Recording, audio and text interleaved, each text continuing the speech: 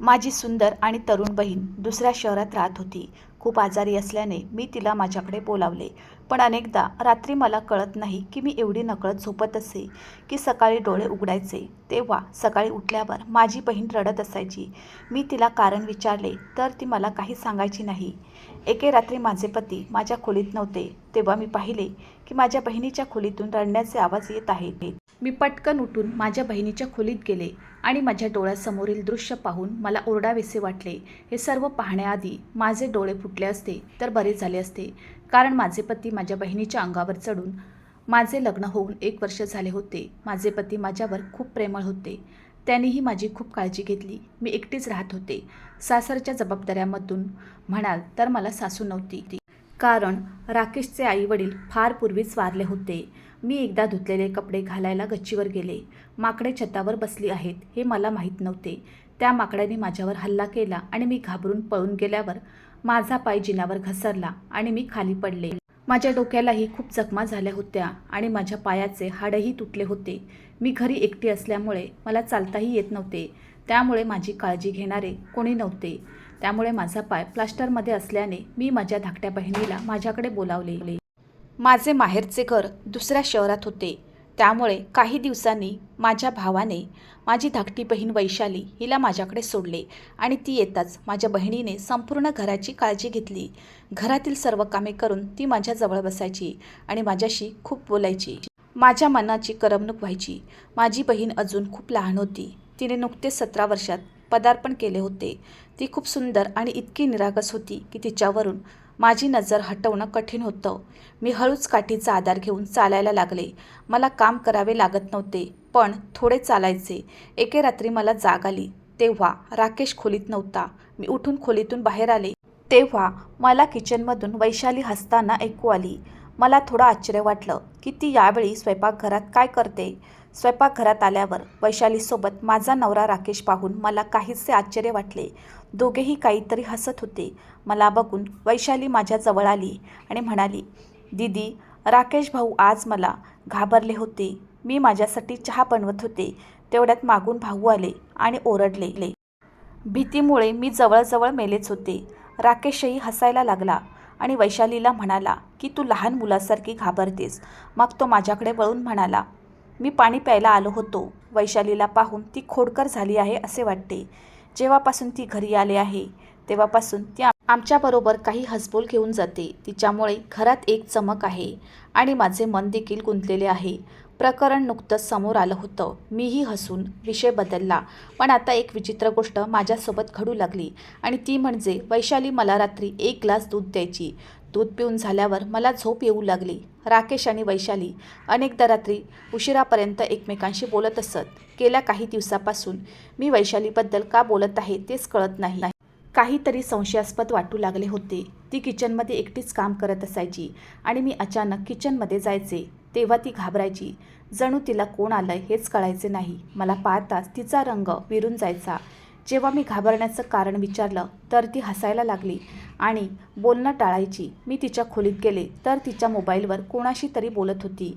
मी खोलीबाहेर उभी राहून ती काय बोलत होती ते ऐकण्याचा प्रयत्न केला. ती फोनवर कुणाला तरी सांगत होती की बहिणीला कळलं तर ती माझ्याबद्दल काय विचार करेल. ती असे कोणाशी बोलत होती आणि माझ्यापासून काय लपवत होती. ती फोनवर कुणाला तरी सांगू लागली की किती दिवस आपण गुपचूप भेटत राहणार. हाच विचार मनात येऊ लागला. त्यानंतर तिने फोनवर प्रत्येक गोष्टीला हो असे उत्तर देण्यास सुरुवात केली. मी मागे वळून माझ्या खोलीत आले. वैशाली कुणाशी बोलत होती. वैशाली शहरात कोणाला ओळखतही नव्हती आणि आज या प्रकारच्या बोलण्याने माझे मन का अस्वस्थ होत होते ते कळत नाही. मी दूध प्यायले नाही. रात्री मी गाढ झोपेचे नाटक केले. रात्री 1:30 वाजता राकेश खोलीतून बाहेर पडला. काही वेळाने मीही खुर्चीच्या सहाय्याने चालत बाहेर पडले. वैशालीच्या खोलीतून येणारे संभाषण मला ऐकू येत होते. मी तिच्या खोलीत जाऊन दरवाजा उघडला तेव्हा पायाखालची जमीनच निघून गेली. अचानक मी माझी किंकाळी दाबली. मी तोंडावर हात ठेवला. वैशाली समोर उभी होती, घाबरलेली आणि असहाय्य, तिच्या दुपट्ट्याशिवाय, आणि राकेशही तिच्या जवळच उभा होता. राकेशने माझ्याकडे वळून बघितले तर तो माझ्या जवळ आला आणि म्हणाला की तुला तुझ्या बहिणीला इथे बोलवायला खूप हौस होती ना. आता ती आली आहे तर तिची काळजी पण घे. तू एकदम झोपेत असतेस. मी खोलीतून बाहेर आले तेव्हा वैशालीच्या ओरडण्याचा आवाज ऐकून मी तिच्या खोलीत आले. तिचा दुपट्टा अंगावर नव्हता, तरीही ती तिच्या जागेवर किती घाबरली होती देवास ठाऊक. मी पटकन तिच्या जवळ आले. तिला पालीची खूप भीती वाटत होती. मी वैशालीला सोबत घेतले. तिचे संपूर्ण शरीर थरथरत होते. तिने मला मिठी मारली आणि ढसाढसा रडू लागली. मी तिला धीर दिला, पण ती अनियंत्रितपणे रडत होती. एखाद्या लहान मुलाप्रमाणे रडत असताना तिचे हृदय खूप वेगाने धडधडत होते. मी तिला तिच्या खोलीत घेऊन गेली. वैशाली रात्रभर घाबरली आणि मला चिकटून राहिली. वैशालीला लहानपणापासूनच ही सवय होती की तिला पालीची खूप भीती वाटायची. ती अजूनही पालींना इतकी घाबरते हे मला माहीत नव्हतं. 2 दिवस मी तिला माझ्याजवळ झोपवले आणि राकेश दुसऱ्या खोलीत झोपायचा. पण आता तिचा चेहरा मला आजारी दिसू लागला होता. ती म्हणाली, दीदी मला घरी परत पाठव. मी म्हणाले, वैशाली 15-20 दिवसांची गोष्ट आहे. मी एकदा घर सांभाळायला लागले की निघून जा. माझ्या बोलण्यावर ती थोडी नाराज झाली. ती म्हणाली की तू मोलकरीण ठेव, पण मला परत पाठवा. मला इथे तसे बरे वाटत नाही. मला कळत नाही की तिचा गोरा रंग आता फिकट का होत होता.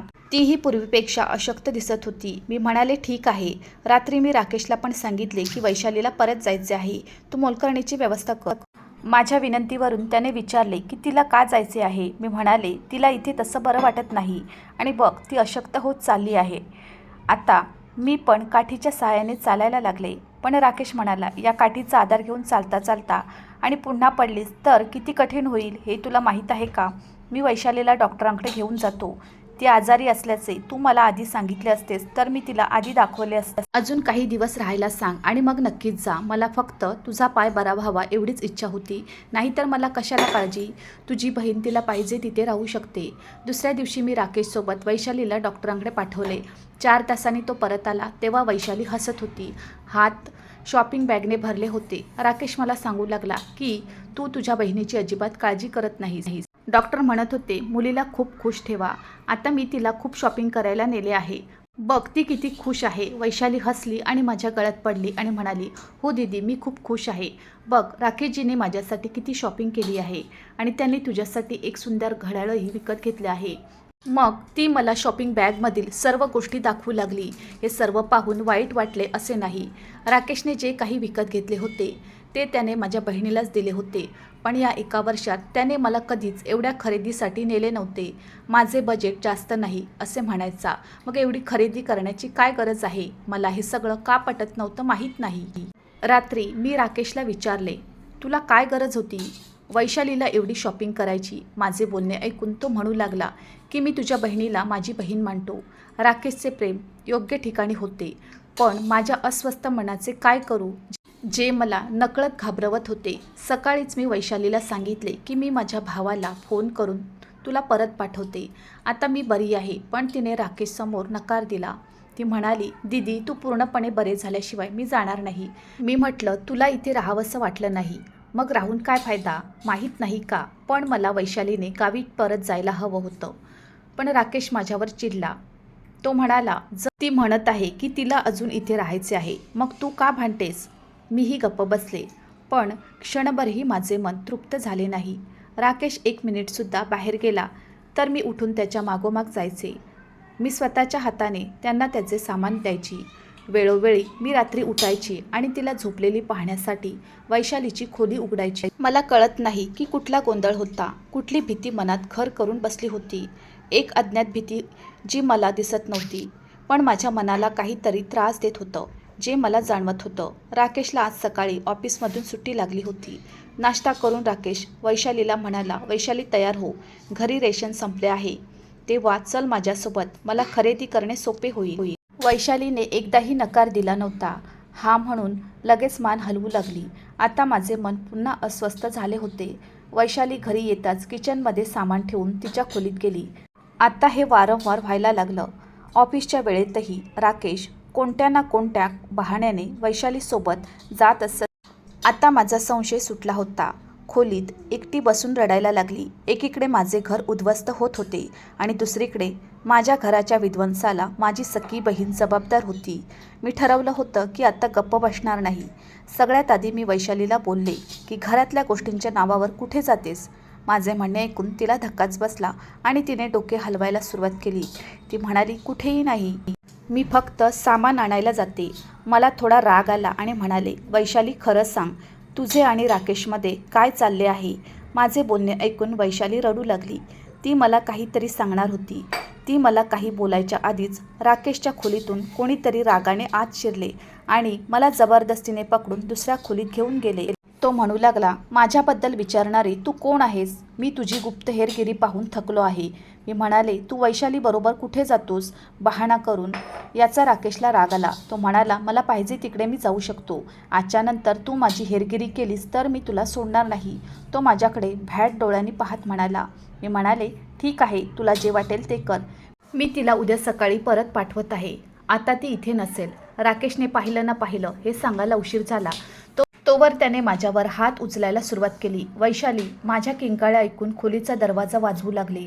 राकेशने पहिल्यांदाच माझ्यावर हात उचलला होता. तो मला बेदम मारहाण करत होता. त्याने माझे केस पकडले आणि माझे डोके जोरात हलवले. तो मला म्हणाला की तुला खूप आवडतंय ना खरं जाणून घ्यायला? निदान माझं ऐकून घे. मी वैशालीशी लग्न करणार आहे आणि मी बघेन तू तिला इथून कसं पाठवतेस.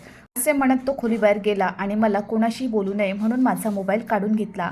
माझ्या खोलीचा दरवाजाही बंद होता. उठून दार ठोठावायची हिंमतही होत नव्हती. बाहेर आता ते दोघे हजर होते, ज्यांनी माझे आयुष्य उद्ध्वस्त केले होते. माझा चेहरा जागोजागी निळा पडला होता. ओठाजवळ खोल जखम होती. त्यातून रक्तही वाहत होते. राकेशने मला स्पष्टपणे सांगितले की त्याचे आणि वैशालीचे एकमेकांवर प्रेम सुरू झाले आहे आणि ते उद्याच लग्न करणार आहेत. माझ्या नशिबावर मी ढसाढसा रडत होते. माझ्या बहिणीनेच माझे घर उद्ध्वस्त केले. तिने माझी नासधूस केली होती आणि माझ्याच नवऱ्यासोबत घर उभं केलं होतं. रात्रभर रडत राहिले. सकाळी 10 वाजता माझ्या खोलीचा दरवाजा उघडला. वैशाली माझ्या खोलीत आली तेव्हा तिला पाहून मी तिरस्काराने तोंड फिरवले. दीदी, मी तुझ्यासोबत आहे. ती येऊन बसली तेव्हा मी रागाने आणि द्वेषाने तिला झटकून टाकले आणि म्हणाले की तू माझी बहीण आहेस की डायन आहेस? माझे घर उद्ध्वस्त करण्यापूर्वी तू एकदाही माझा विचार केला नाहीस. बहीण अशी असते का तुझ्यासारखी? माझं बोलणं ऐकून ती ढसाढसा रडायला लागली. ती म्हणाली, दीदी, माझा काही दोष नाही. मी स्वतः गेल्या अनेक महिन्यापासून फक्त तुझ्यासाठी त्रास सहन करत आहे. तुझे घर तुटू नये. मला काहीच समजले नाही तेव्हा मी तिच्याकडे बघू लागले आणि ती म्हणाली, दीदी, जेव्हापासून मी इथे आले आहे तेव्हापासून मला राकेशच्या डोळ्यात गोंधळ वाटायचा. मग मला वाटू लागले की रात्री कोणीतरी माझ्या खोलीची खिडकी उघडून आत डोकावते. ती मी किचनमध्ये स्वतःसाठी चहा बनवत होती तेव्हा राकेश आला आणि मला घाबरवून हसला. आधी मला पण एक विनोद वाटला, पण मग एकदा तो किचनमध्ये आला आणि म्हणू लागला की तुला तुझ्या बहिणीची अजिबात काळजी नाही. बघ ती किती कमकुवत होत आहे. तू तिला रोज दूध प्यायला देतेस, पण ती पिते की नाही कुणास ठाऊक. ती खूप बेफिकीर असते. त्यांनी मला एक पावडर दिली. मी ती पावडर दुधात टाकून तुला द्यायला सुरुवात केली. एके दिवशी मला वाटले की माझ्या खोलीचा दरवाजा बंद आहे. दरवाजा कुणीतरी आतून बंद केला आहे. अचानक माझे डोळे उघडले तर समोर राकेश उभा होता. मी ताबडतोब जागेवर ठेवलेल्या दुपट्ट्याने स्वतःला झाकून घेतले, पण तो शैतानी हसायला लागला आणि म्हणाला, तू मला का घाबरतेस? मी अनोळखी आहे. हे ऐकून मी उठले आणि विचारले, तू एवढ्या वेळेस माझ्या खोलीत का आलास? तो म्हणू लागला, यावेळी सुंदर आणि देखण्या मुलींच्या खोलीत कोणी का येतं? त्याचे बोलणे ऐकून मला भीती वाटू लागली. खोलीतून बाहेर पडावे म्हणून मी खोलीच्या दाराकडे पळत सुटले. त्याने मला हाताने धरून बेडवर फेकले तेव्हा मी खोलीची कुंडी उघडलीच होती. मी आरडाओरडा करून तुला मदतीसाठी हाक मारली, पण तू आली नाहीस. त्याने माझ्या तोंडावर हात ठेवला होता. मी रडत रडत होते आणि माझा आदर गमावला होता. त्याचा वाईट हेतू पूर्ण करून तो माझ्या खोलीतून निघून गेला होता आणि मी कोणाला काही सांगितले तर तो तुला घटस्फोट देईल आणि मलाही मारून टाकेल अशी धमकीही दिली होती. माझ्याकडून सर्व काही लुटले गेले. मी उद्ध्वस्त झाले. मला स्वतःलाच मारून टाकावे असे वाटले. या माणसाला मारून टाकावे ज्याला ना कोणत्याही नात्याचा आदर होता ना माणुसकी उरली होती. मी तुला खरंच सांगायचा खूप प्रयत्न केला, पण त्याचे टकटक डोळे मला आतून घाबरवत होते. रोज दुधात पावडर टाकून बहिणीला द्यायची. मला माहीत होते की त्यात काहीतरी नशा मिसळली असावी जेणेकरून तुला उठता येणार नाही. राकेश रोज रात्री माझी इज्जत लुटत राहिला आणि मी असहाय्यपणे अश्रू ढाळत राहिले. एकदा त्याने मला फोनवर सांगितले, मी तुझ्यासाठी खूप सुंदर ड्रेस आणतो, तू रात्री घालू शकतेस. मी म्हणाले, दीदीला कळले तर काय वाटेल? तिला सहन होणार नाही असे सांगितले. मी त्यांना टाळण्यासाठी निमित्त शोधायचे आणि रडायचे. तो मला सतत धमक्या द्यायचा, त्रास द्यायचा. कुणासमोर तोंड उघडलंस तर तुझा बापही आजारी राहतो, त्याचं काय होईल असं म्हणायचा. मग मी तुझ्या बहिणीला घटस्फोट देईन. हे ऐकून तुझा म्हातारा बाप मरेल आणि तुझे सत्य जाणूनही तुझ्याशी कोणीही लग्न करणार नाही. माझे कोणीही नुकसान करू शकत नाही. जास्तीत जास्त शिक्षा काही वर्षासाठी असेल आणि मी पुन्हा मोकळा होईल आणि त्यानंतर मला आणखी मुली मिळतील. तुझ्या घराची नासधूस आणि विध्वंस तुझ्या हातात आहे. म्हणूनच मी आत गुदमरत राहिले आणि राकेशचा प्रत्येक अत्याचार सहन करत होते. मला वाटले की मी आधीच उद्ध्वस्त झाले आहे, निदान तुझे घर तरी उद्ध्वस्त होऊ नये. अशीच एक रात्र होती जेव्हा राकेश माझ्या खोलीत आला. त्या रात्री तो दार लावायला विसरला होता किंवा तू नशा करणारे दूध प्यायले आहेस हे त्याला माहीत असल्याने त्याला काळजी नव्हती. पण त्या रात्री तू अचानक माझ्या खोलीत आल्यावर त्याने पालीचे निमित्त केले. या वेदना सहन करून मी कंटाळले होते, म्हणून तुझ्यासोबत रडायला लागले. ते मला मागून इशारा करत होते की तू तुझे तोंड उघडलेस तर तुला मारले जाईल. मला त्यांची खूप भीती वाटत होती, म्हणून मी मला घरी परत पाठवायला सांगितले. पण तू मला त्याच्यासोबत डॉक्टरांकडे पाठवले. त्याने मला खरेदीसाठी नेले आणि मला सांगितले की हसत हसत घरात जा आणि आनंदी पहा, अन्यथा तुझ्या बहिणीची नासधूस आणि तुझा मृत्यू कोणीही टाळू शकणार नाही. मी त्याच्या हाताची बाहुली झाली आहे असे म्हणत ती रडू लागली. मी दगडासारखी बसून तिच्याकडे बघत होते. ती म्हणू लागली, त्यानेच मला परत जाण्यास नकार देण्यास सांगितले होते. मग रेशनच्या बहाण्याने ते मला हॉटेलमध्ये घेऊन जाऊ लागले, कारण तू घरी त्यांच्यावर लक्ष ठेवायला लागली. त्याने मला सोडले नाही आणि रोज तुला दुधात पावडर घालून झोपायला लावायचा. आणि त्यानंतर जे काही घडले ते आता तुझ्या समोर आहे. दीदी, मला सांग, यात माझा काय दोष? घर वाचवण्यासाठी दररोज मला कठोर परीक्षा आणि वेदनांमधून जावे लागले. मला त्याच्याशी लग्न करायचे नाही दीदी. त्याने मला लग्नाचा जोडा दिला आहे. मी आल्यावर तयार राहा. मी तुझ्यासोबत मंदिरात जाऊन लग्न करेन असे तो म्हणत होता. मी तुला काही सांगू नये म्हणून तुझ्या खोलीची चावीही लपवून ठेवली. पण मी ते कुठे ठेवले आहे ते पाहिले, म्हणून मी तुझे दार उघडले. मला वाचव दीदी असे म्हणत ती रडू लागली. मीही तिच्यात सामील झाले आणि ढसाढसा रडू लागले. वर्षभर त्या माणसासोबत राहूनही मला त्याचे काळे धंदे समजले नाही. माझ्या धाकट्या बहिणीला जे दुःख आणि त्रास होत होता ते कदाचित माझ्या दुःखापेक्षा जास्त होते. आता पुढे काय करायचे हे मी ठरवले होते. मी स्वतः लग्नाचा पोशाख घातला आणि माझ्या बहिणीला माझ्या खोलीत बंद केले. तिला सांगितले की चादरीने स्वतःला झाकून घे आणि झोपल्यासारखे झोप. एकीकडे मी पोलिसांना फोन केला आणि सर्व हकीकत सांगितली आणि मी स्वतः वधू बनले. चेहरा झाकला आणि बहिणीच्या खोलीत जाऊन बसले. माझे पती माझ्या खोलीत आले. त्यांना वाटले की मी झोपले आहे, म्हणून तो माझ्या जवळ आला आणि मला मूर्ख समजत म्हणाला की आज आपण लग्न करू, मग तुला माझ्यापासून कोणी वेगळे करू शकत नाही. एकाच वेळी दोन बहिणींचे लग्न होऊ शकत नाही याचीही त्याला जाणीव नव्हती. बस एवढेच. वासनेची पट्टी बांधली होती. तो बाहेर गेला. काही वेळाने तो पुन्हा आला आणि म्हणाला, वैशाली, पंडितजी तयार आहेत, आता मंदिरात जायचे आहे. मी घुंगट न उचलता त्याच्यासोबत गेले. तिथे माझे स्वतःच्या पतीशी पुन्हा लग्न झाले. आता मी वधू बनून त्याची वाट पाहत होते. तो खोलीत आला तेव्हा मी घुंगट घेऊन बसले होते. त्याने माझा घुंगट उचलताच लगेच दारावर बेल वाजली. पोलीस आत आले आणि त्यांनी राकेशला अटक केले, कारण मी आधीच पोलिसांना सूचना दिली होती. त्याने दार उघडतात तो या आपत्तीसाठी तयार नव्हता आणि म्हणून समजू शकला नाही. मला माझ्या कृतीचा अजिबात पश्चाताप झाला नाही. मी माणसाच्या वेशात आलेल्या पशुला पोलिसांच्या हवाली केले होते. मला असे पाहून वैशाली घाबरली. आम्ही दोघींनी पोलिसांना सर्व हकीकत सांगितली. शारीरिक अत्याचार केल्याने पोलिसांनी राकेशला आत टाकले होते. मी माझ्या बहिणीसोबत माहेरी गेले. आज माझ्या लहान बहिणीचे लग्न आहे. तिने सहन केलेल्या वेदना तिच्या आणि माझ्या छातीत दडल्या आहेत आणि सदैव दडपल्या जातील. आता मी माझ्या आईवडिलांसोबत राहू लागले आहे. माझी बहीण तिच्या घरात खूप आनंदी आहे. तिचा नवरा तिच्यावर खूप प्रेम करतो आणि तिला खुश पाहून मला पण खूप आनंद होतो. वैशालीच्या लग्नाला 2च वर्ष झाली होती तेव्हा माझ्या भावाने माझ्यासाठी एक नाते शोधले होते. मला लग्न करायचे नव्हते, पण माझ्या भावाने आणि बहिणीने मला समजावून सांगितले की असे एकटे आयुष्यभर घालवू शकत नाही. मग ज्याने आम्हा दोघी बहिणीचे आयुष्य उद्ध्वस्त केले त्या व्यक्तीसाठी मी स्वतःला एकटेपणात का टाकणार? त्यामुळेच मीही लग्नाला होकार दिला. माझ्या लग्नाला 2 वर्ष झाली आहेत. मला एक सुंदर मुलगा देखील आहे आणि मी माझ्या पतीसोबत घरी खूप आनंदी आहे. मी केलेल्या कोणत्याही गोष्टीबद्दल माझ्या मनात कधीही पश्चाताप नव्हता. मी योग्य वेळी योग्य निर्णय घेतला असे मला वाटते. हे खरे आहे की स्त्रीने नातेसंबंधामध्ये नेहमी सावधगिरी बाळगली पाहिजे.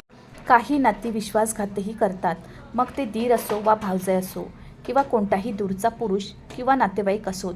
पुरुषापासून नेहमी अंतर ठेवा आणि काळजी घ्या. मित्रांनो, मला आशा आहे की तुम्हाला आमची कथा आवडली असेल. कथा आवडली असेल तर व्हिडिओला लाईक करा. चॅनलवर नवीन असाल तर चॅनलला सबस्क्राईब करा आणि हो, नोटिफिकेशन बटन दाबा, जेणेकरून तुम्हाला पुढील अपडेट्स सर्वात आधी मिळतील. तुमचा मौल्यवान वेळ कथा ऐकण्यासाठी दिल्याबद्दल धन्यवाद. पुन्हा भेटू अशाच एका नवीन कथेसोबत.